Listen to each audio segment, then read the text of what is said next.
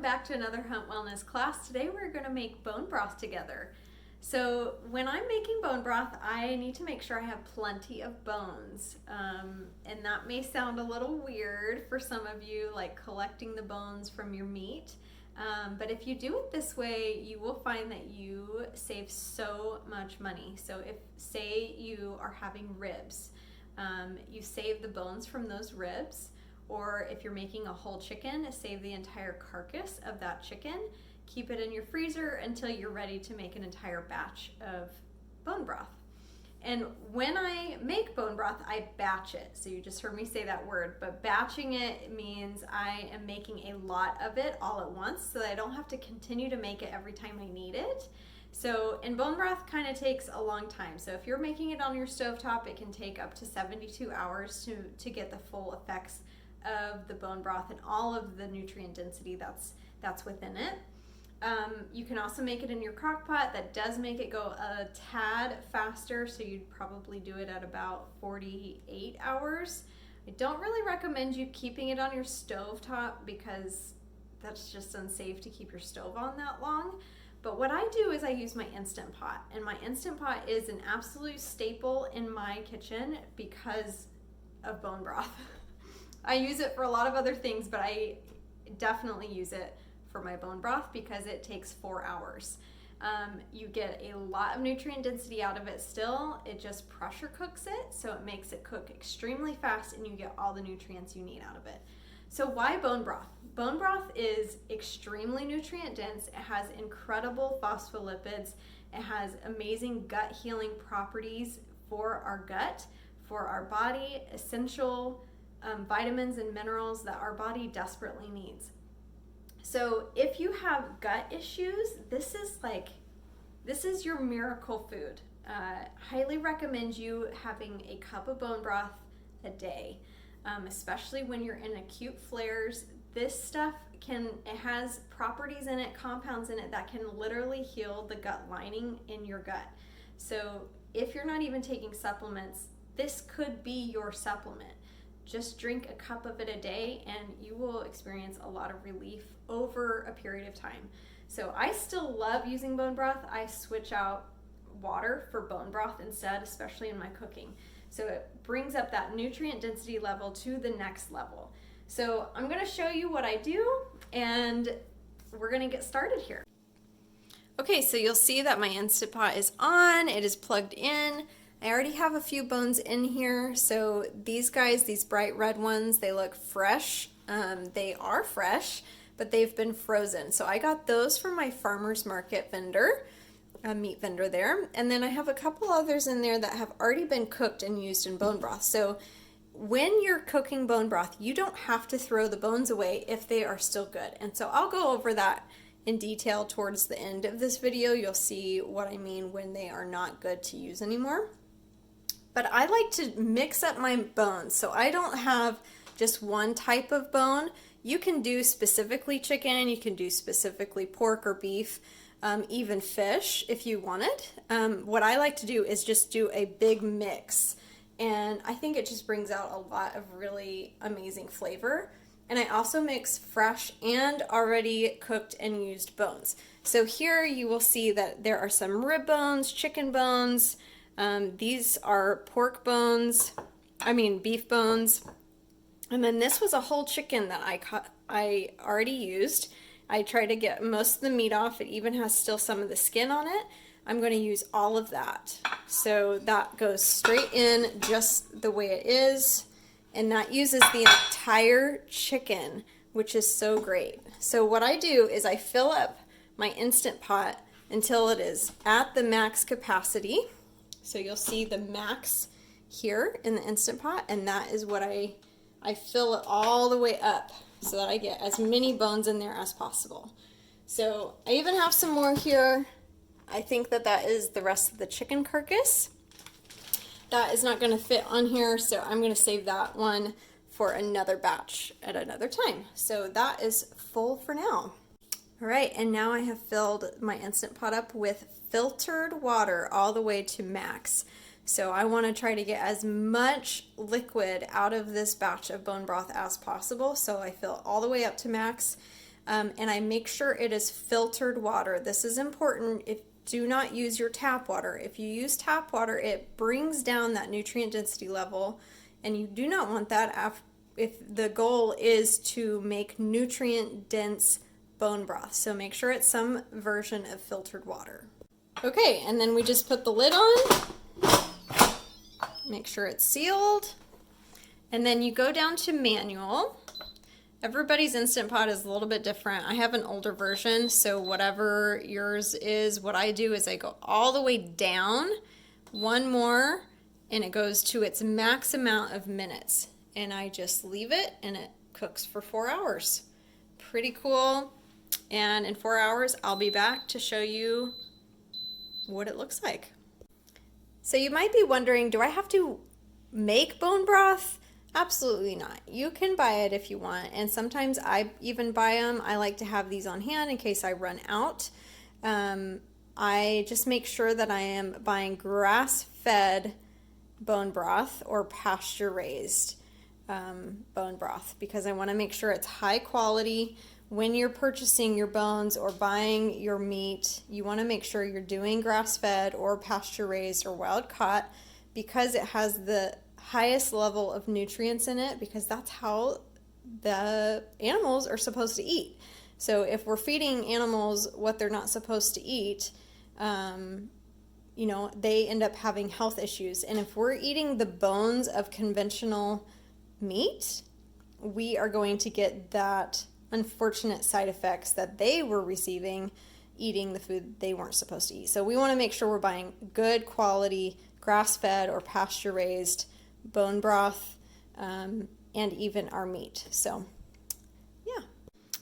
Okay, so I actually left this overnight, and so you'll see that it is on keep warm, and it's been keeping warm for almost 9 hours. So it was done cooking after 4 hours, but it was too late for me to do any more last night before it was done.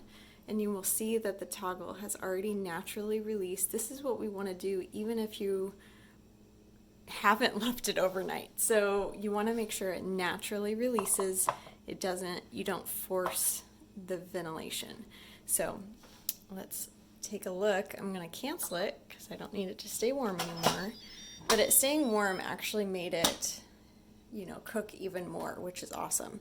So I get even more benefits out of the bone broth. So that's what it looks like right out of the Instant Pot. Okay, so I've removed the actual pot from the Instant Pot, and I am going to strain the bones out of the actual bone broth. So what I do, my little setup, I have a pasta strainer and then a normal bowl, and I place it inside that, and I always do it in my sink in case I, you know, spill, of course. So and then I use pot holders because it's still hot, to make sure that I don't burn myself. So I have my pot holders on, and I just take it, throw it into the strainer.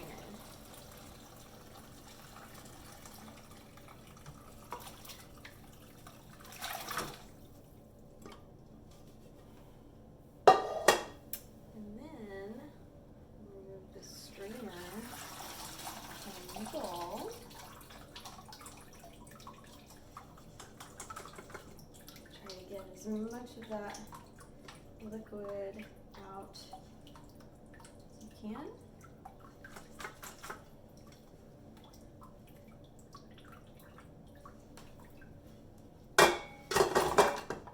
And I put the bones back into. So you will see that it's all liquid now. There are a couple bits in there, but that is okay. That actually brings more flavor out. What I didn't show was that I add into this before I close it. I make sure I put in apple cider vinegar and any other flavors I want. I did not add any flavors, even any salt, to this batch because I wanted it as simple as possible to make whatever flavors I need to make with it for soups, or it's not going to alter the flavor, but if you want it to drink, you want to put in a lot of herbs and onion and garlic, definitely salt. So if you're making this to sip on, you want to make sure you're flavoring it really, really well before you cook it. For me, all I did was apple cider vinegar, and the apple cider vinegar helps pull the marrow from the bones. So before I closed it last night, I did add a little bit of that, and that is it. But I think that there's already a lot of flavor in this because the chicken I had cooked had a bunch of herbs and salt in it already as well. So that actually probably added to the flavor. Okay, so now what you want to do with your bones is you want to inspect all of them that seem to still be intact. So you'll see that there's a big one and a few small ones here. We're going to take a look at them to see how well they held up. They cooked for pretty long. Okay, so see how I am pressing into the bone like that? It is way cooked, so I can easily open it up. So that is a bone that is done. I don't want to use that again in another batch. This bone I think has cooked twice through, but it seems to be like there's no, oh, well, joint fell off. That's okay.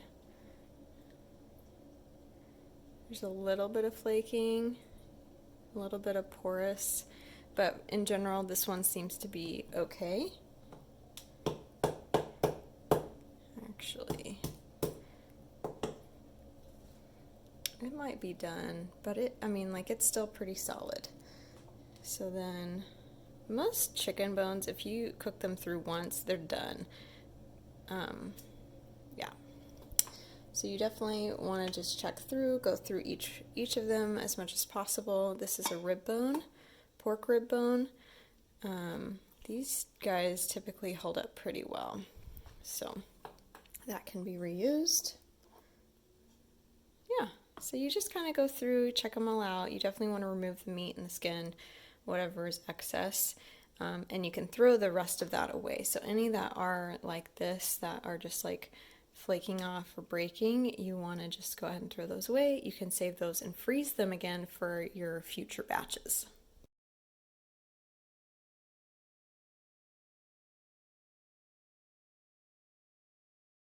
Okay, so now that we have our bone broth strained out, let's talk about storage. So when you are batching your bone broth, you want to make sure you're storing it in glass containers, but in containers that you can freeze so that you can store it and you don't have to use it within a week. You can use it when you need it and de-thaw it.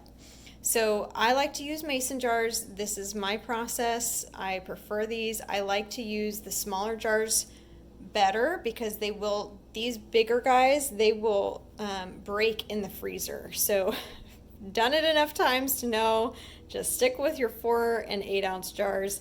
I like these smaller ones anyway because I know the amount. So a 4 ounce jar is half a cup, 8 ounce jar is 1 cup, and your 10 or 12 ounce jars is about a cup and a half, cup and 3/4.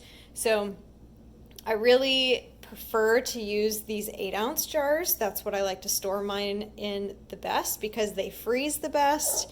Your 4 ounce jars will freeze really well as well. It's just these guys will break so much easier in the freezer. So you want to be really careful with these. If I use these, it's like I'm keeping it in my fridge. I'm going to use it within the week. If I'm using these, they're going in my freezer. So that's sort of your jar rundown. So when I have these filled, it's going to go to right about here. So I'm not going to go above this little rim right here where the lid screws on. So you don't want to go past that rim as you're filling it. So I'm going to fill these guys up.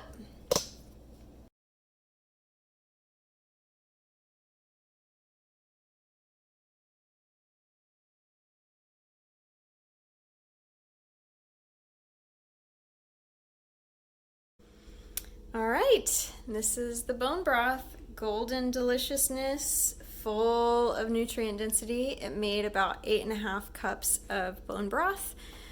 So that is a really great batch. I have a 4-quart instant pot, so it will make a little bit less. If you have a 6-quart, you'll get a lot more out of your Instant Pot. But highly recommend this method. So from here, I will let it cool completely, let it sit in my fridge. It's going to sit in my fridge for about 12 hours, and then I'm going to move it to the freezer. There are still no lids being put on these jars. They are lid free. So this is key if you want to freeze glass. You don't want to put your lids on your jars until they are completely frozen. Here's why. If it will, when it expands, it will also expand the glass. If there is a lid on the glass, it will bust the glass. So you want to make sure your jars and your bone broth are completely frozen before you put lids on them. So most of the time I go through my bone broth pretty quickly. They just sit in my freezer without lids, but don't put your lids on. If you put your lids on, you're going to experience busted mason jars. Highly recommend leaving those off for at least a full 24 hours while they're in the freezer. I will show you later in the video though. So this is what your bone broth looks like once it's been in the fridge for at least 24 hours. It has this layer of fat. You can use that in your cooking. It's not going to hurt you. If it's really thick, you can throw it out or you can even cook with it. But this is what it really looks like. It's super gelatinous. You will find that the ones in the grocery store are not as gelatinous as this, so you actually get more nutrient density out of making it yourself, because that nutrient density level goes higher because you get more gelatin out of the bones. So that's kind of what to expect with your homemade bone broth. All right, and this is what it looks like after the jars have been in the freezer for at least 24 hours. Notice I did not put the lids on them, but they are now completely frozen, so I can add my lids and pull them out when I need them. So I just want to do a quick overview of everything you just watched. So it may seem like a very long process, and it is. It is long, but it's not hard, and it's not intensive on your end. It's more about waiting. So like waiting for it to cook, waiting for it to cool, waiting for it to freeze. But your part is really simple. You put the bones in the water in your Instant Pot, turn it on, and then you filter the bones, pour the bone broth into jars, put it in the fridge. So that part is really, really easy. So hopefully that takes like the intimidation factor out for you. All right, I think that is it, friends. And if you have any questions or comments, please comment below. And like this video, it really supports my channel. And I hope you guys have a great rest of your day and you feel very confident and not intimidated anymore to make bone broth. And thanks for coming back to the Hunt Wellness Classroom. Have a great day.